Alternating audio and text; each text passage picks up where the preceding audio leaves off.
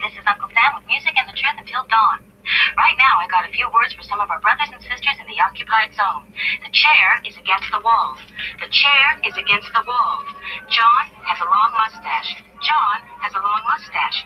It's 12 o'clock, Americans, another day closer to victory. And for all of you out there on or behind the lines, this is your song. Guys and gals. And welcome everybody to our daily gun show. We come to you live every night at midnight Eastern for about an hour. We'll talk about guns. We broadcast it on YouTube. We simulcast it on the much better gunchannels.com, where we're following the conversation from the people that are joining us live.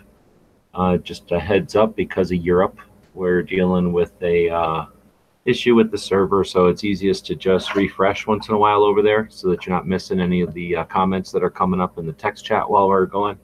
There's a bunch of people that have links over there. If you'd like to join in, again, hit refresh and you'll see your links popping up.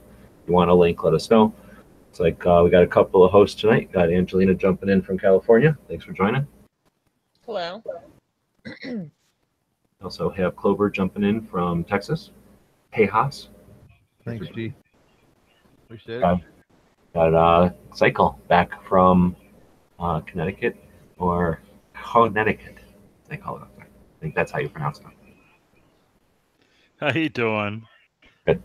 So tonight is episode number 587. We're a few weeks away from episode 600, so I'm curious what people think we should do for episode 600. There's quite a few lightweight shows that aren't even in their hundreds yet. So I feel like we should do something to crush the competition. A couple of daily shows that think they're so good, and we still have more episodes than them. So something we can do to flex our muscles and impress everybody. Give us some ideas, and we'll stay tuned to the comments for that.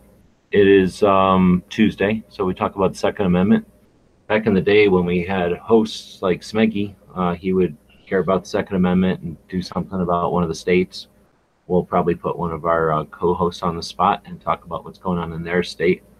Or we could talk about Illinois. Deerfield, Illinois got blocked today on an injunction against their stupid draconian infringement. So that's good news. But it's Tuesday. We're going to talk about that. Second Amendment stuff. It's got a couple of things going on the calendar. We'll talk about that. But before we dig in, got a couple of people joining us, people out in the chats. Anybody have anything that they want to bring up that we should talk about tonight? Welcome. Hey there.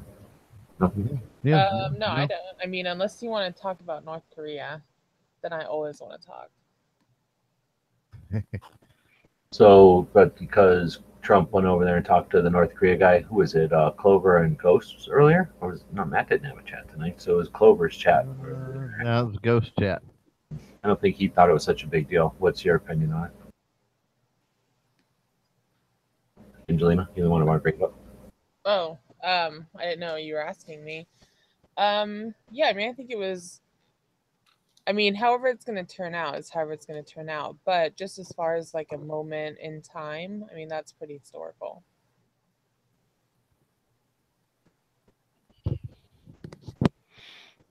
Anybody else have any opinion? Yeah, I mean, if it ends up working out, then yeah, I mean it'll definitely be one of those that be put in history books and replayed and over and over, kind of like Mr. Gorbachev tear down that wall and so forth and so on. I think. I don't know if it's that big. It's not the Cold War, but it is one of the questions of rogue nukes out there. And well, but there hasn't. I'm not saying it's on that scale, but I mean it'll be. Sure. I think for years it'll get that type of replay.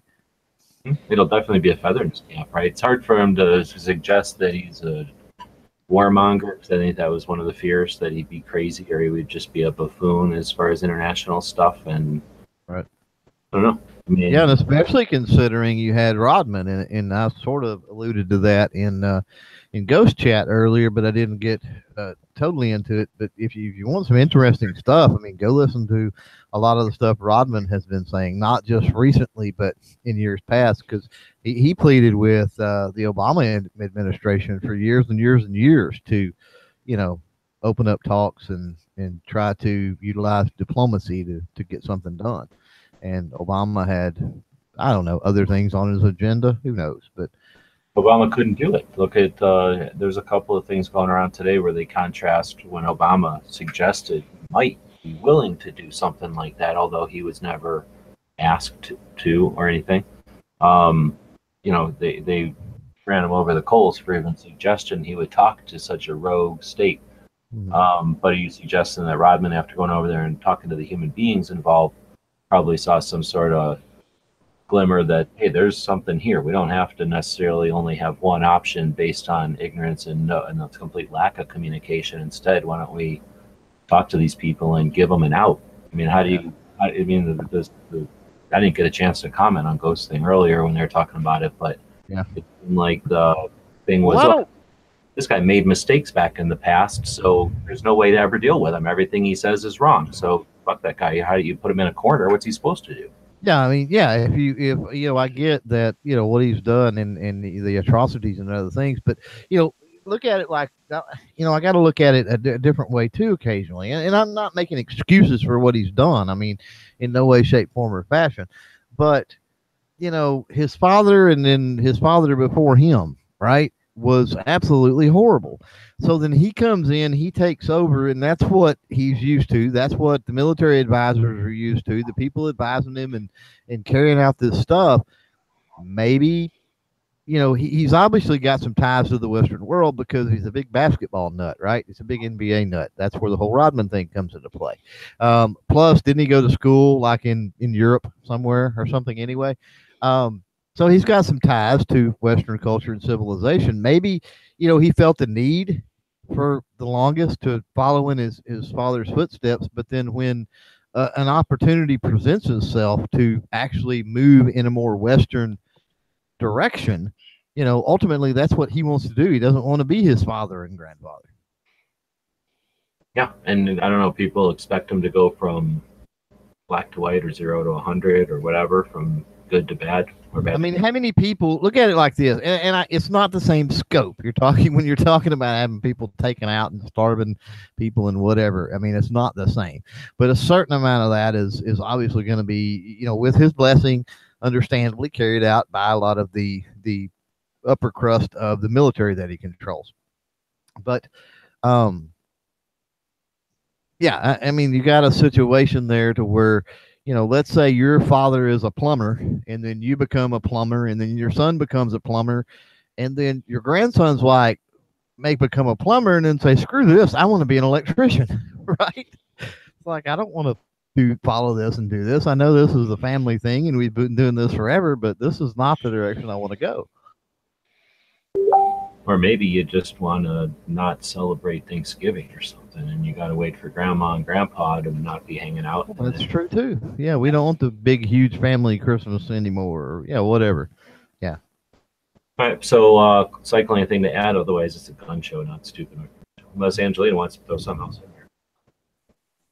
Anybody? Well, I tend to agree. Part of the problem was that we put the poor guy in a box. Well, I use poor guy very loosely. I mean, he actually did kill family members and all that kind of stuff.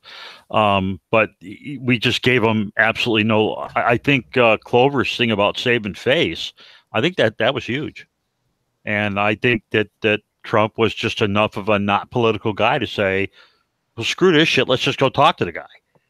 And I think that made a huge impact. And I hope it works out. If it does, it does. If it doesn't, he's got a button. We got a button now. Oh God, Schilling got buttons. No big deal. Yeah, certainly. I don't think it sets anything back for sure.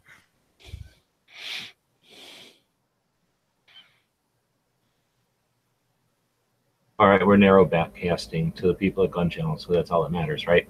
So test this for me. DFBTP said that the text chat is working down here, but not up here. That would be a good step because that would tell me a lot. That's how it works for me. Shit, so type something down here. Somebody type something in the chat room. Ah, good. Thank you. So that tells me a lot. We just have to kill our codes and get a new code. So let me get a new code. We can wipe it around the site, and it looks like our chats are back. So thank you for the feedback. Stupid ass YouTube can go suck it. Gun Channels is back. So are we done with North Korea? Can we dig into the Second Amendment? Yeah, I guess we're done with that. Did you want to throw something else? It was your topic. No, I mean, that's pretty much it. Like, I mean, I was just, on a general, moment in time of history kind of cool. But, I mean, as far as this dude, maybe he's into, liberating his people. Because right now he's respected and loved because you have no other choice. But can you imagine if those people get like McDonald's and Facebook? Then they'll really be like, oh yeah, this guy's awesome. And they get a rap. I mean, well, I'll say they get a rap because you got to realize this is a generational thing where they say, well, he's starving his people and his people don't have this and his people don't have that. But for years, they've all been in a box and nobody has tried any type of you're either going to have to go in and completely bomb the place and start over, or you're going to have to utilize diplomacy in order to try to bring the people up and give the people more Western way of life, more civilized life, whatever the case may be. So, in a sense, by putting them in a box, you create a situation to where you're kind of helping to starve the people in a way. Here's I'm going to take it just a whole different direction since we're talking about it a little bit. But here's a different way to look at it, hopefully.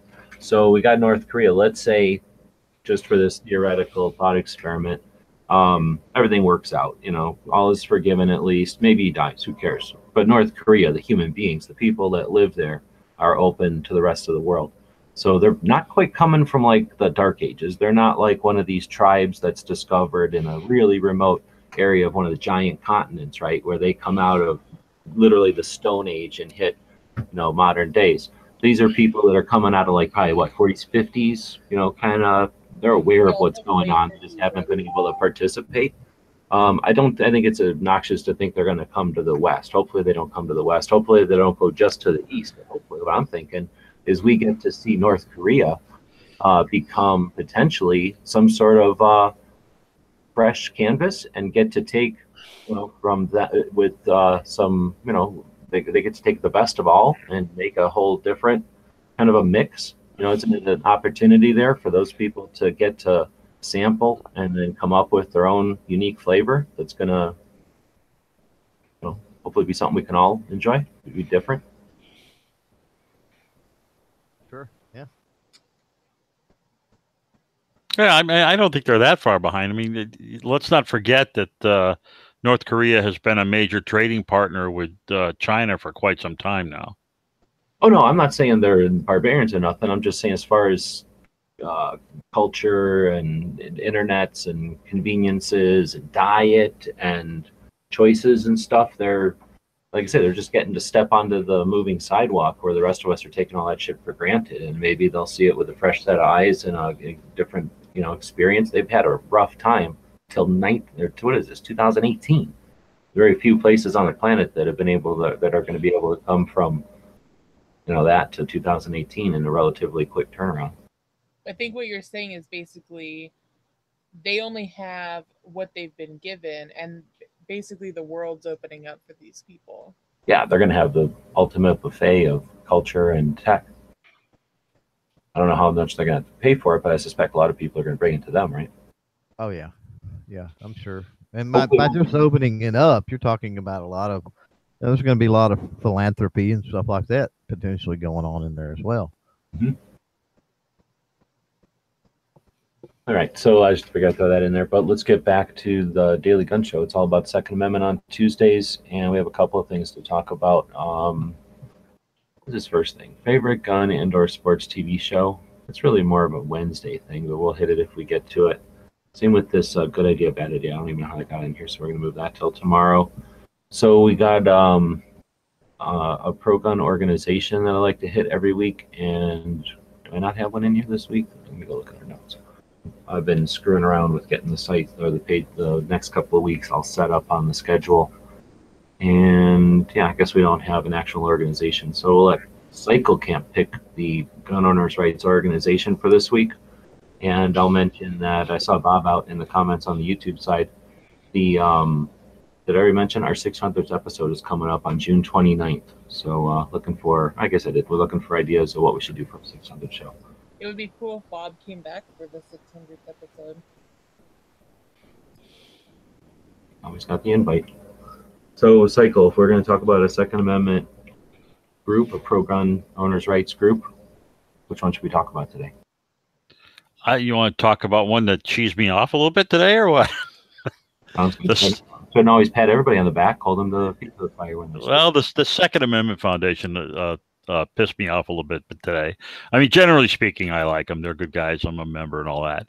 But they sent out this mailing that really steamed me, and they send it out in like this official brown envelope that says, official jurors notice, and basically it's just a plea for give me money under the pretense of, if you were a juror and you were putting all these other like Bloomberg and all these other guys on trial, cast your ballot, your juror's ballot against these people. And I just thought it was just not a good way to come at it. I wasn't happy with that. Generally speaking, I like the organization. I think they do a lot of good work. Is everybody members? Say that again. I'm sorry. Is everyone a member? I am not. Second Amendment Foundation? I don't think I am. Yeah. Definitely one of our foundation groups. Ellen started Citizens Committee to keep and bear arms when he was 26 years old in 1971. And then in 1975 started the Second Amendment Foundation in reaction to the NRA's basically inaction with the 68 Gun Control Act. So one of our core organizations, he's been doing the Gun Rights Policy Conference since, 75, a long time ago, 3 decades or more. It's an ultimate resource, keeps the community connected and in sync, and they're responsible for all kinds of campaigns, such as the Firearms Policy Coalition, JPFO. They've helped them out a lot. The Doctors for Responsible Gun Ownership, and then, of course, lobbying and whatnot for things like concealed carry in Illinois. So not one of the biggest vocal ones out there, but doing a lot of work, and they get a lot of support. I'm not going to suggest that they're perfect, and there's people that'll suggest Alan's money vacuum or something, but I don't know. We have X amount of them, and he's definitely not one of the bad ones. He's doing a lot of good, and if he is making $1 zillion off of it, he's certainly not spending months on vacation, because he's spending all his time, his actual time, which is our most valuable commodity, on the Second Amendment. Authoring 19 books, and fostering the sister organizations that work on things like, I didn't mention the international one. He's one of the companies that's fighting that whole NRA worry about the UN. I mean, you can blow that off all you want because the NRA is too marketing heavy on it, but it's an issue. I mean, there's international pushes for firearms restrictions are what have pushed the 3 main phases of U.S. anti-gun whatever. So that all comes from international influence, and Second Amendment Foundation has also put effort into reaching out to 17 different countries or something. They support pro-gun organizations in 17 different countries with their international branch.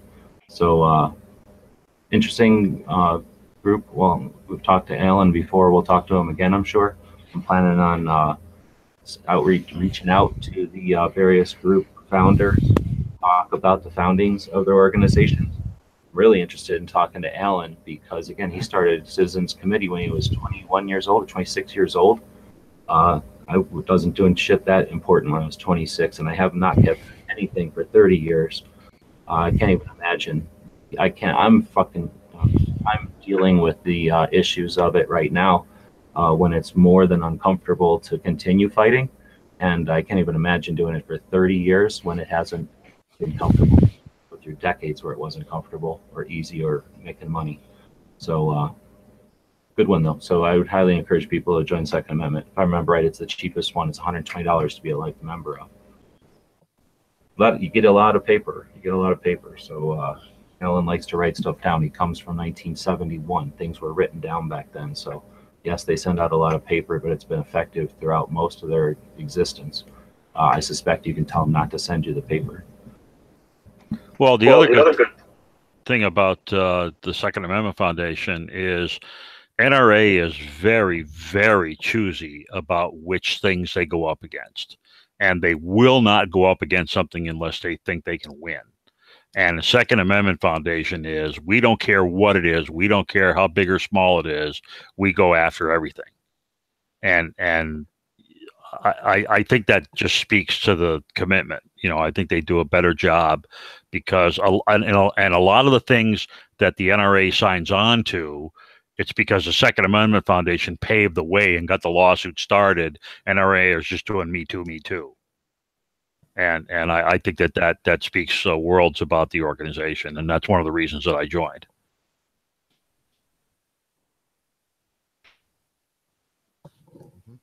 Anyway.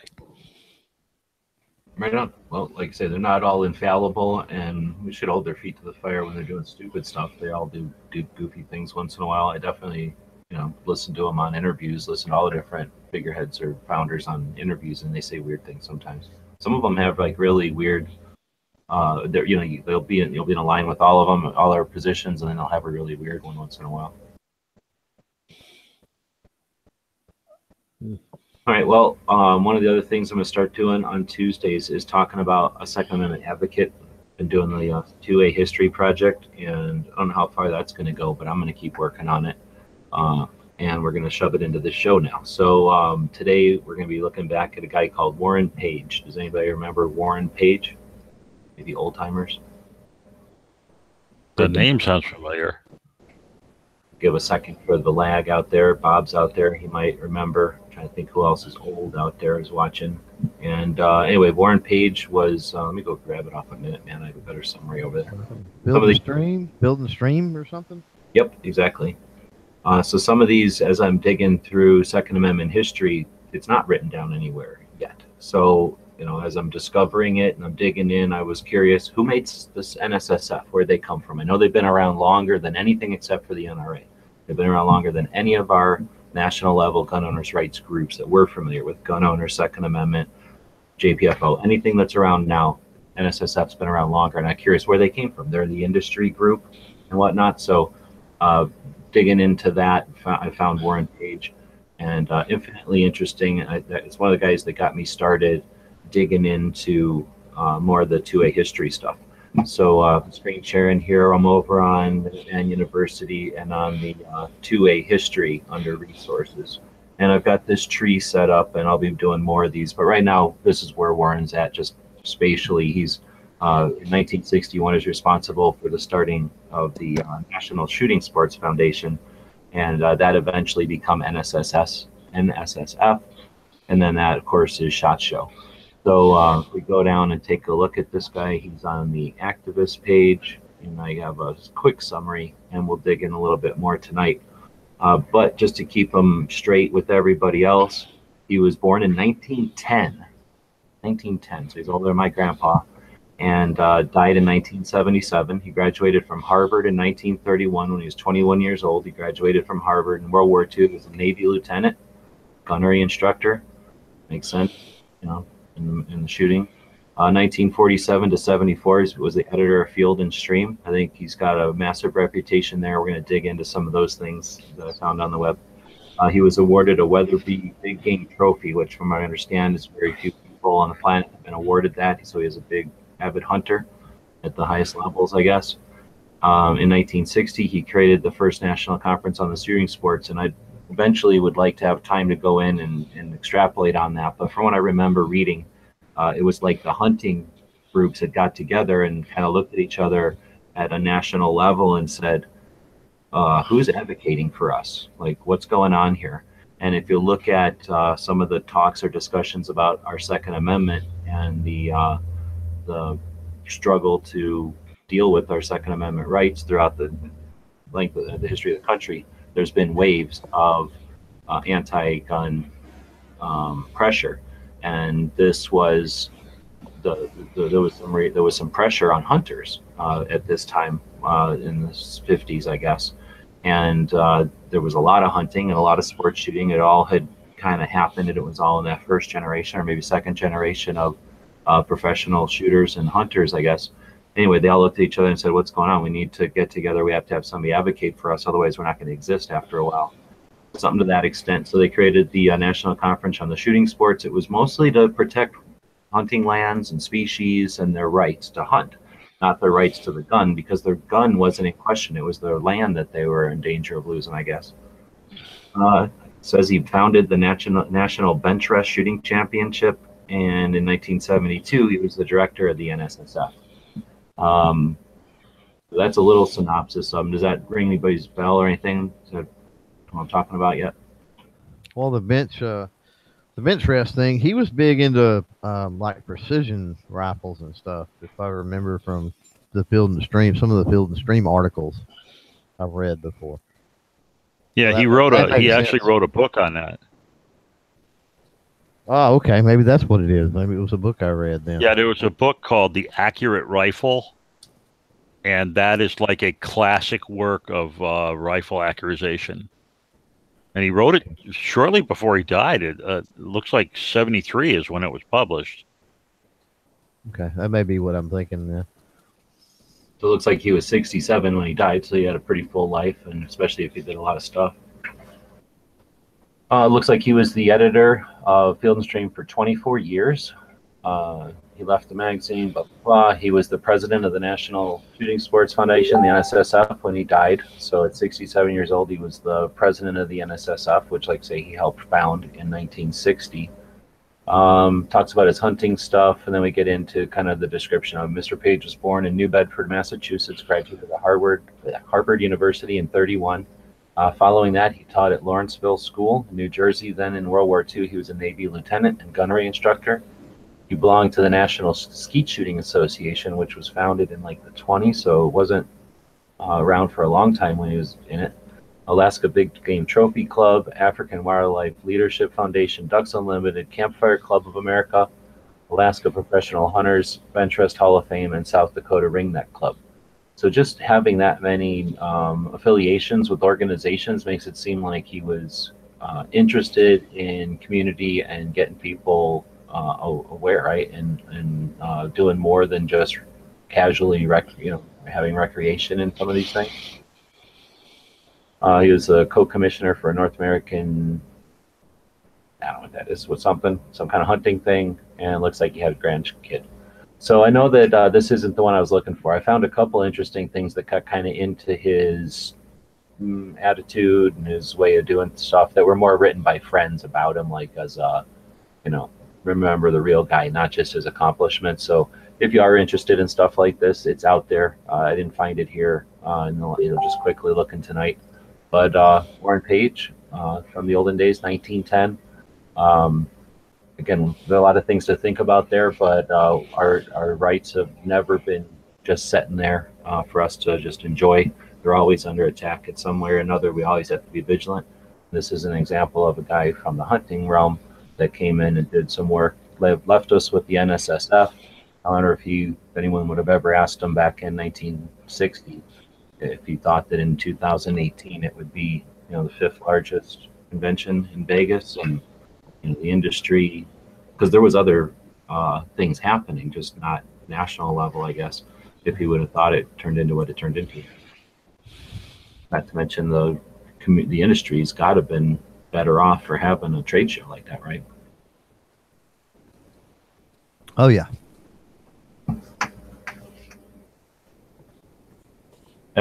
So that's on Tuesday. We're going to talk about a Second Amendment group. Each Tuesday we'll talk about an advocate. If anybody wants to suggest one, it's all about having a conversation here and learning from those who came before us so we can stand on their shoulders. So you see them in the schedule and you think somebody might be more appropriate, maybe it's coincides with an anniversary or something, then let me know. Schedule is just spreadsheet. We can shuffle things around. We do it all the time.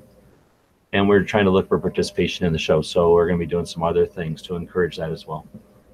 What do we got next? Tuesday. So I don't know. Does anybody else want to throw anything in there about either Second Amendment, for the stuff we've talked about. Mr. Page. And we'll keep going. Oh, yeah, I don't have nothing. Our member of the day. Try to feature a member over on Gun Channels. It went through as I was scheduling out the show yesterday night and just picked a bunch of people that were online over on Gun Channels. So we want to recognize some of the just kind of, I would say, random group of people that were online and in the chat. So it's Ozzy.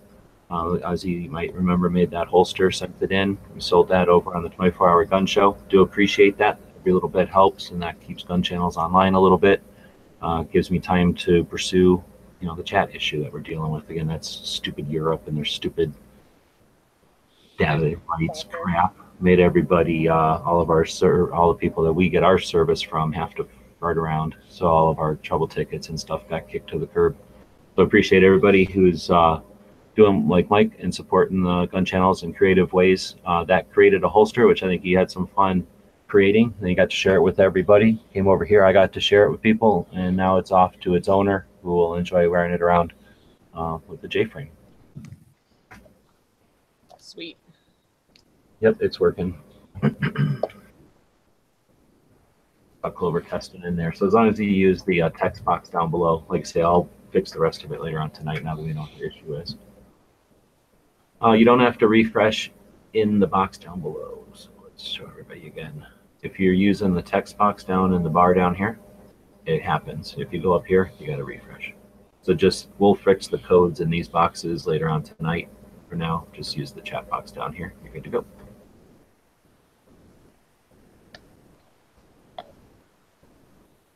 Anybody else want to say anything awesome about Mike?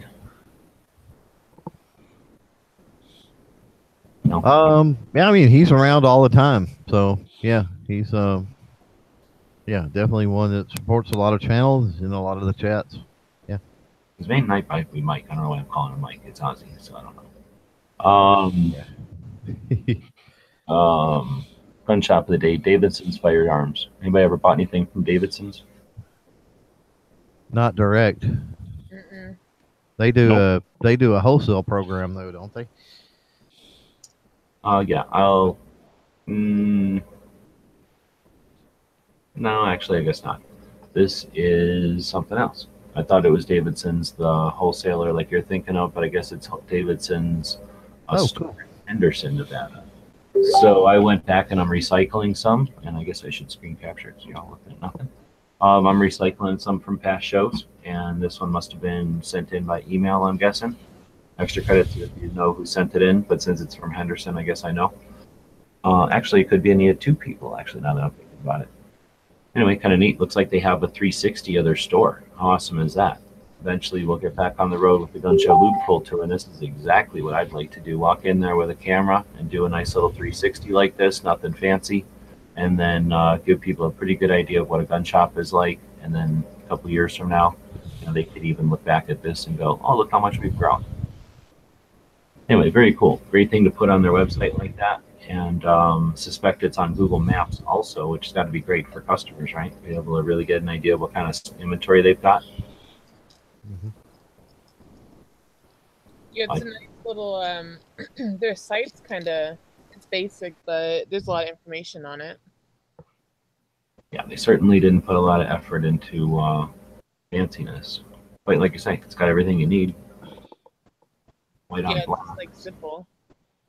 Well, it's one of them things that, when you're dealing with websites, you've got, if it's something that somebody's going to spend a lot of time on. So, I mean, if you had like an online store there, or if it was like a social media platform, something somebody's going to be spending time, then yeah, some flash and pizzazz, I guess, is kind of nice. But if it's just to get, a business card, if it's just there to get people into your store, then as long as it's got the information, who cares? Or that's always been my take about it. Yep, very good. Except the only thing I would give them is, a little more organization. It's a little tough to even find the info that you're looking for, and nobody likes white on black. When you go to copy and paste it, it can be an issue. And then the one little nitpick is they've got a phone number and their email like in an image. You can't copy and paste that.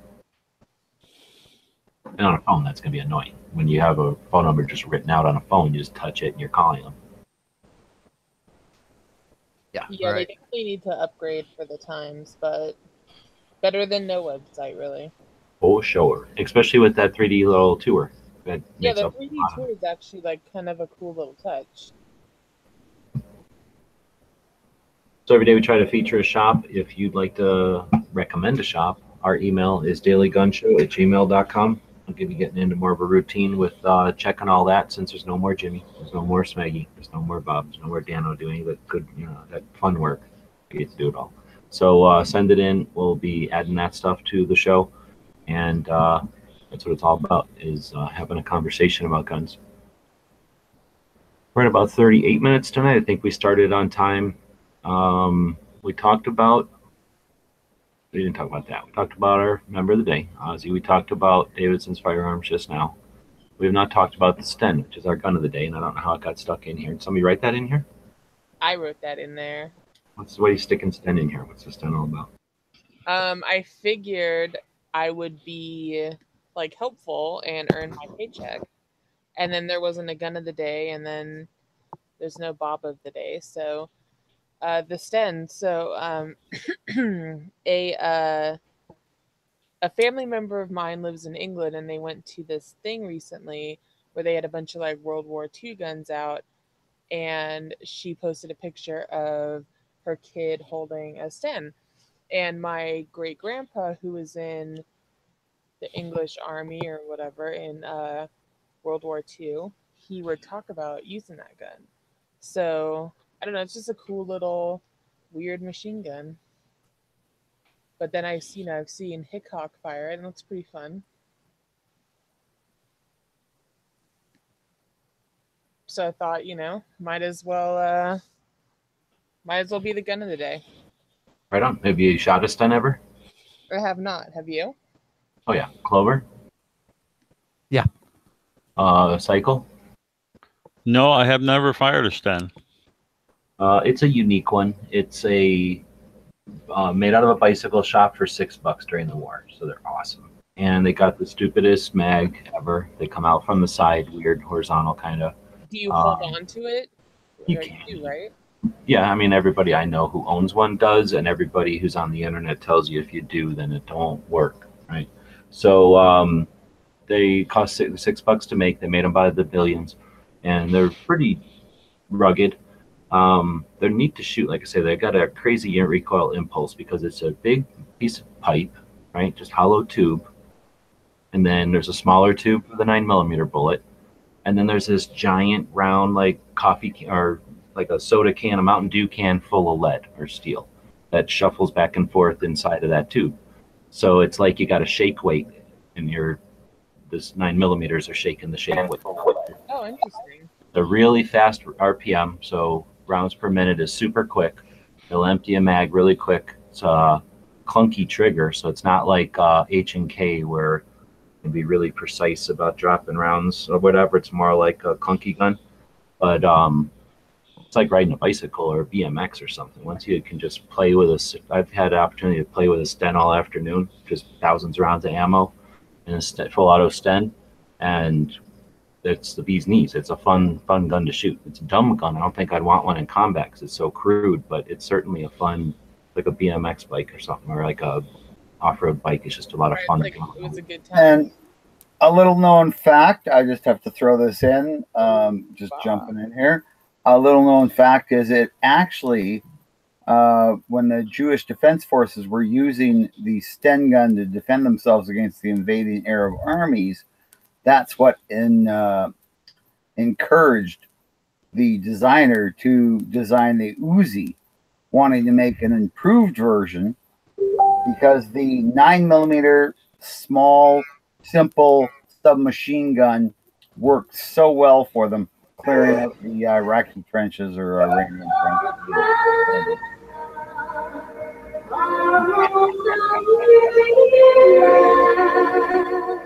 What? Yes, I got my flag up in my camper now. Right on. So you got My the camper, which is really weird because it's all tilted. Because I got the front end jacked up, so it's easier to put the engine in and out. but they're fun to shoot, and they used to be inexpensive because they were available from the war, and They must have done some kind of amnesty or something, because there seemed to be quite a bit of them on the market. Maybe people just building them back in the day. Maybe. I mean, if there were just a ton of them everywhere, it's probably easy to find. Made them in a couple of different styles. There's like a pistol one and a couple of different stocks. I think like a lot of the World War II guns, they they made a really nice prototype, and then they got really crude. Yeah. They needed to make them quick. Well, cool. There's actually, it's like the pictures on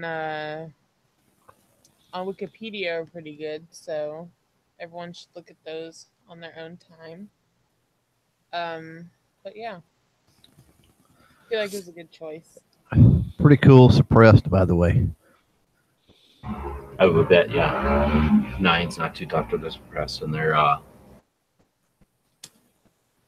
did they ever suppress them in the war? I'm trying to think. I'm sure they probably did.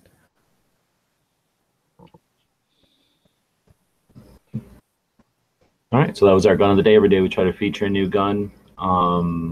That'll take us into gun history. There's a couple of interesting things today. We'll dig into that. Does anybody have any of them off the top of their head from any of the posts earlier today? Patriot's been doing a lot of posting on the main page of gun channels with cool stuff to add to the calendar. Yeah, he has actually.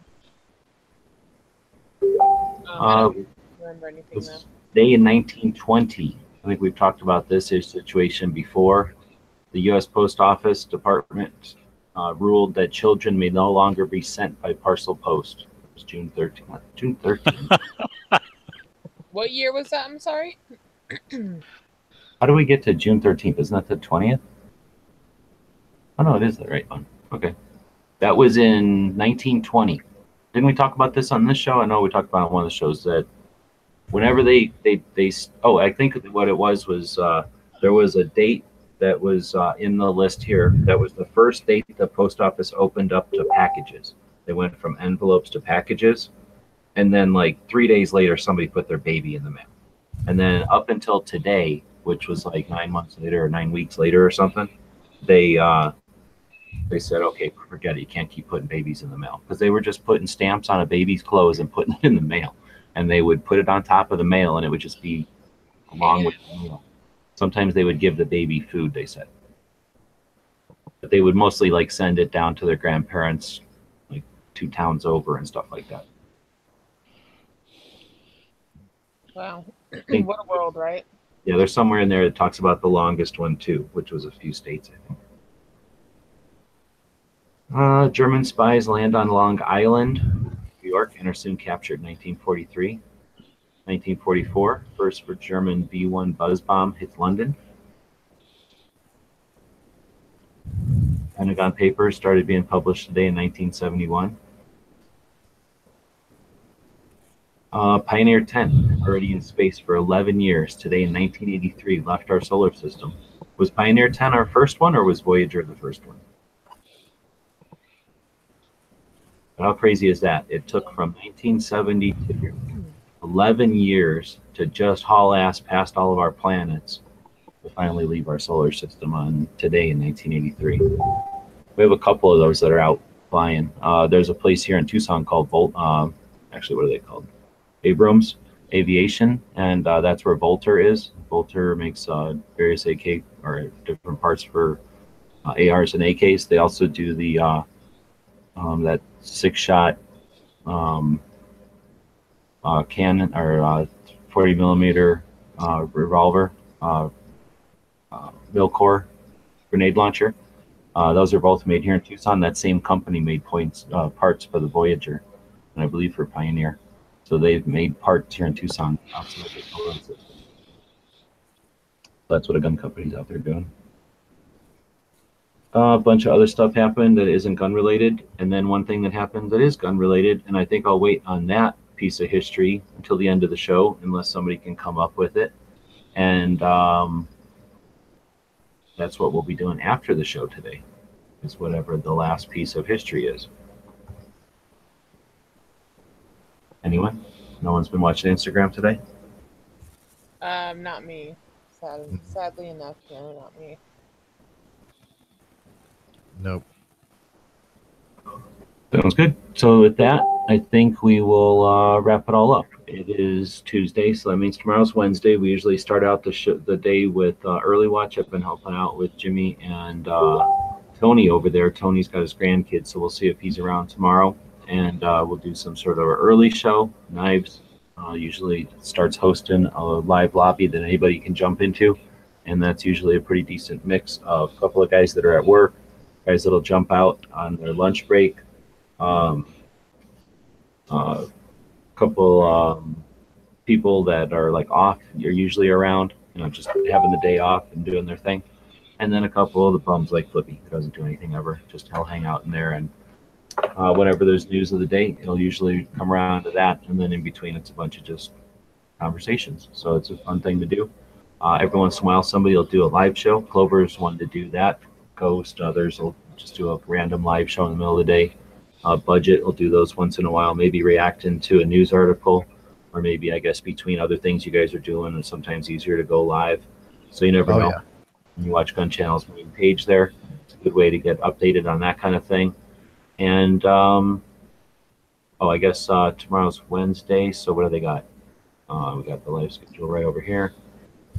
It'll start out with Rick doing his Shooting for the Disabled show, and then we got Clover. Got a topic for tomorrow already? Tomorrow's week 4 of the brackets. Tomorrow is youth hunting rifles. Holy moly, you're still doing youth hunting rifle bracket? 2 more. I got youth hunting rifles for tomorrow. Next week will be a compilation of the past 4 brackets to pick best youth firearm, and then we're done. Wow. Oh, so it wasn't all rifle. It was other stuff. No, we've done shotgun first, 20 gauge shotgun first, 22 rifle second. Last week was 22 pistol. This week is youth hunting rifle, and the next week is the best, the compilation of those, and then best overall. Yeah. Okay, cool. Matt does his Geek Chat. I don't know if he said what he's doing tomorrow, but he'll have some sort of bracket usually to wrap that show up. Desma has Eyewitness Fake News at 10 p.m. tomorrow, so right before our show. And am I missing a Ellis show in here? Is he doing something on Monday, Tuesday, Wednesday or something now, or is it? It's just Monday and Tuesday, I think. But if anybody is missing a show, let us know. Let anybody know. There's lots of people that can edit the schedule. You don't have to do anything fancy, or there's no procedure other than asking somebody. There's mods all over the place. And then we'll be back at the same time doing our Wednesday show. I guess I did schedule it all out. We can talk about good idea, bad idea, and all the other stuff we're going to talk about tomorrow. Anything else you guys want to wrap up with before we head out? Sikorsky had a twofer today. The helicopter company? Well, before Sikorsky was a helicopter guy, he was a Russian, and he built planes. And on this date in 1913, he built and flew the first 4-engine aircraft. Wow. And then he came to the United States, and years later, on this same day, he flew the first commercially viable helicopter in 1940. So pretty neat. Yeah, that's crazy. Well, we'll talk about that kind of stuff in another show with Bob, probably, if we're going to talk about airplanes. But yeah, I've got some interesting airplane stuff over the last couple of days that I've been kind of discovered. I just noticed that Roosted posted a couple of pictures of that holster, so you might want to check that out over on the main page of Gun Channels. And the thing that no one, let me double check on the YouTube side.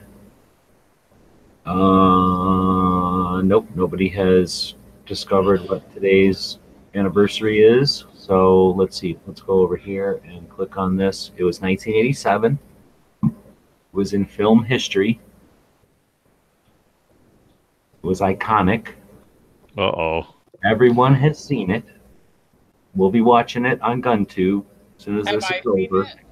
Angelina has not seen it, of course. When I say everyone, I mean minus girls, probably. But nothing. See Troy out there. Hottie's out there. He's not saying anything. No guesses. Can I guess? Well, no, you know what it is. Not really a guess. Can I tell Cycle and he can guess? Troy thinks it's Footloose. I guess Troy will be watching Footloose. That's typical. Well, I didn't think Red Dawn was that old. 84. It's older. But Oh, wow. today, 1987, the box office premiere of The Predator. So we'll be watching Predator in a little bit here, thanks to... Wow, I didn't realize it was that old. Isn't it crazy? So, that's pretty good special effects for a movie that old. seriously. So we're going to be taking a look at that, thanks to the power of the GunTube. I encourage everyone to go over. GunTube's not even making $100 a month on Patreon. You know it costs might strike more than that just in its time to deal with the updates and stuff. Let's support this thing. There's a lot of these platforms out there that are being funded by big companies, and that's awesome. I mean, we want to see them all succeed, but we know the guy who started GunTube from an idea in a chat and the encouragement of other people who are chatting like this, and he put his skills to work, and instead of working for some pizza place or some fucking lawyer, he started building something for the Second Amendment, and he put that out to the crowd, and we're all using this as an awesome platform. Let's show him some appreciation with money. I wish I had more to give him, but I can definitely encourage those who are out there to let's spread the word on that. And but harping on that, we'll go enjoy a little sci-fi with some guns in it. Linda said she's going to join us, and guess we'll see everybody tomorrow. Wait, so I'm not ready. So does anybody have a quote or anything? Get my last snow in here. No, I don't have a quote. Oh, you didn't tell me to prepare one. You knew it was coming. All right. The guys and gals of gunwebsites.com encourage you to take a CCW class every year, practice at least once a month, and carry every day. Thanks for watching gunwebsites.com. Bacon pancakes, making bacon pancakes. Fix a bacon and I'll put it in a pancake. Bacon pancakes, that's what it's gonna make. Bacon pancakes.